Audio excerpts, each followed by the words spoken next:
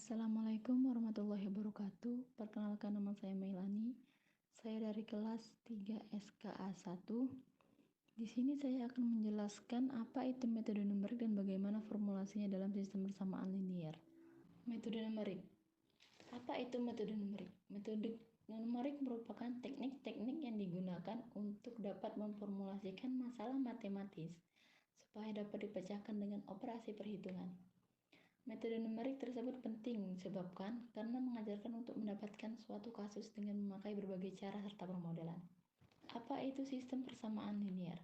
Sistem persamaan linear yaitu merupakan sebuah sistem hitung dalam ilmu matematika yang dapat digambarkan dalam bentuk garis lurus dalam sebuah grafik.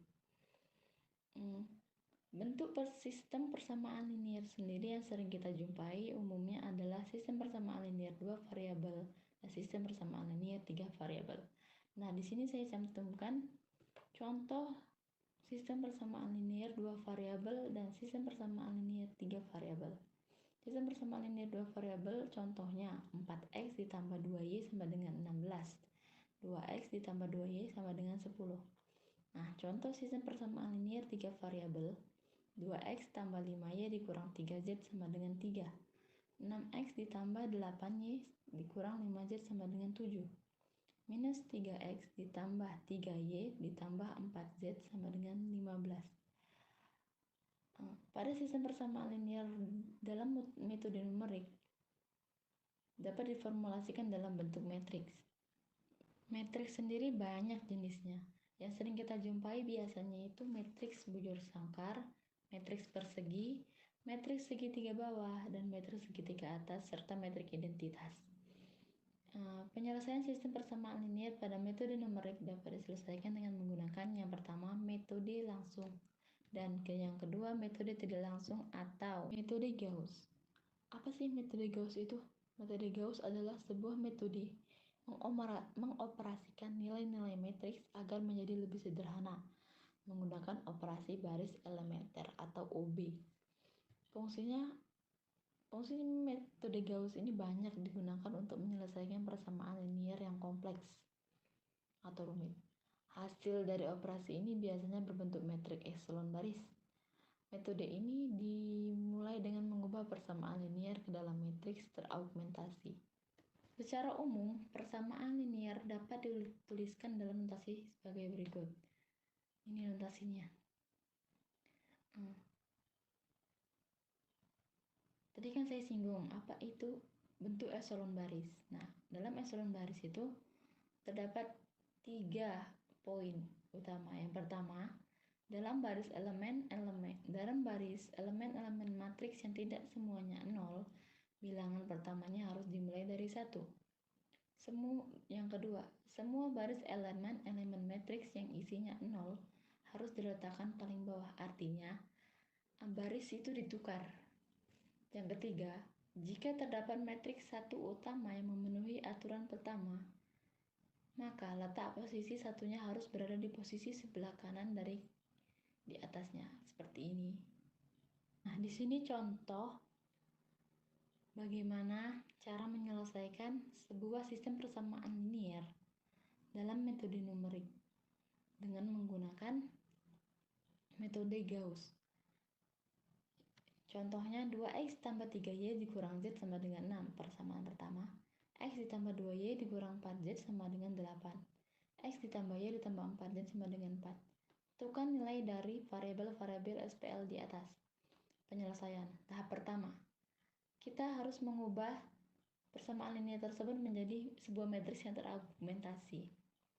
Di sini sudah saya ubah di mana 2x sama dengan 2, 3y sama dengan 3, minus z sama dengan minus 1, 6 sama dengan 6. X sama dengan 1, 2y sama dengan 2, minus 4 sama dengan minus 4, 8 sama dengan 8. X sama dengan 1, Y sama dengan 1, dan 4Z sama dengan 4, serta 4 sama dengan 4. Baris ke-1 didapat dari 2X tambah 3Y dikurang Z sama dengan 6. Baris kedua didapat dari X tambah 2Y kurang 4Z sama dengan 8. Baris ketiga didapat dari X tambah Y sama dengan ditambah 4z sama dengan 4. Untuk variabel x, y, dan z, jika di depan variabel tidak ada angkanya, maka dilambangkan dengan angka 1. Tahap kedua, mengubah baris pertama, kolom pertama atau A11 menjadi angka 1.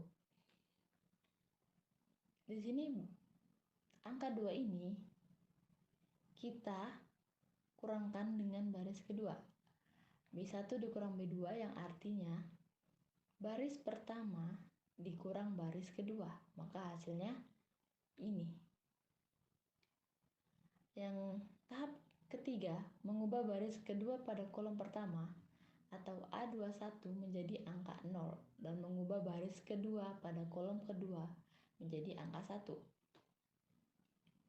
Ini 1, 2, minus 4 kita ubah menjadi 0, 1.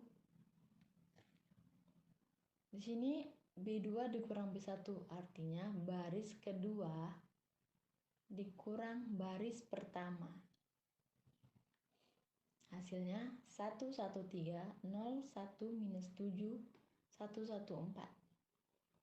Hasil dari A21, A22, A23, dan A24 ini akan menjadi baris kedua atau B2. Nilai untuk bilangan lainnya tetap sama. Tahap keempat yaitu mengubah baris ketiga pada kolom pertama A31 dan baris ketiga pada kolom kedua menjadi angka 0 dan baris ketiga pada kolom ketiga 3 menjadi angka 1. Ini kita ubah jadi 0, ini kita ubah jadi 0, dan ini kita ubah jadi 1. Di mana B3 ditambah minus 1 dikali B1, di mana baris ketiga ditambah atau dikurang 1 dikali baris pertama, 1 dikali baris pertama, dan hasilnya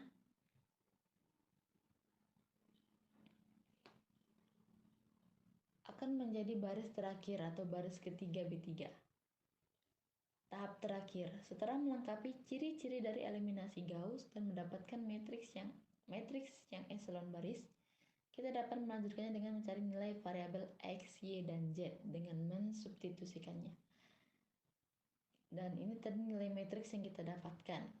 Dari matriks di atas, maka didapatkan SPL3 variabel yang baru, yaitu X tambah Y ditambah 3Z sama dengan minus 2.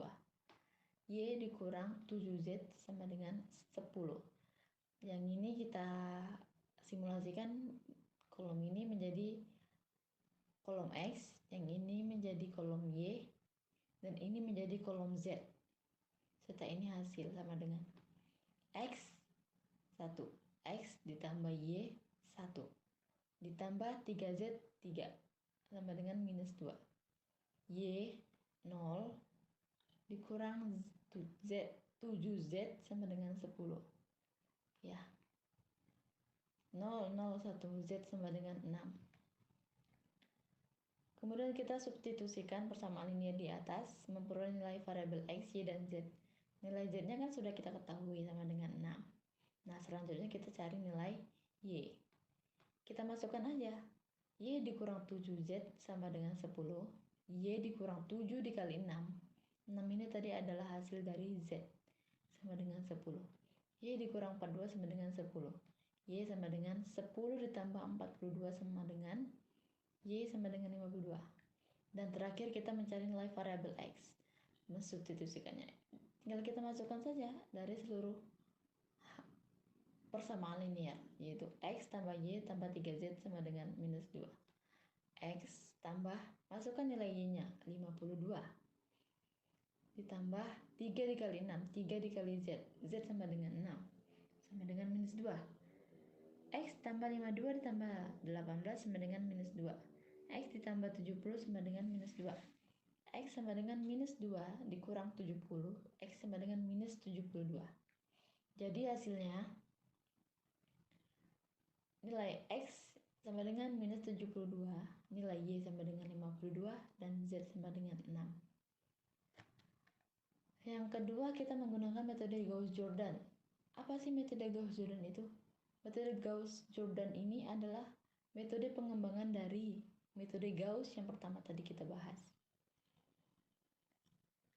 Prosedur umum untuk metode eliminasi Gauss-Jordan ini, yang pertama, ubah sistem persamaan linier yang ingin dihitung menjadi metrik augmentasi.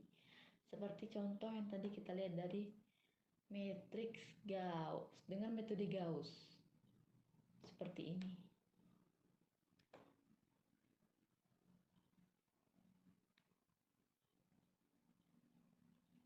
Yang kedua, lakukan operasi baris elementer atau OB pada metrik augmentasi A, B untuk mengubah metrik A menjadi dalam bentuk baris epsilon yang tereduksi. Caranya sama seperti metode Gauss, tapi hasilnya berbeda. Dengan metode Gauss-Jordan, matriks yang dihasilkan adalah matriks diagonal, di mana nilai dari diagonalnya adalah 1, dengan sisi atasnya bernilai 0 dan sisi bawahnya bernilai 0. Yang ketiga, dengan menggunakan inverse matrix.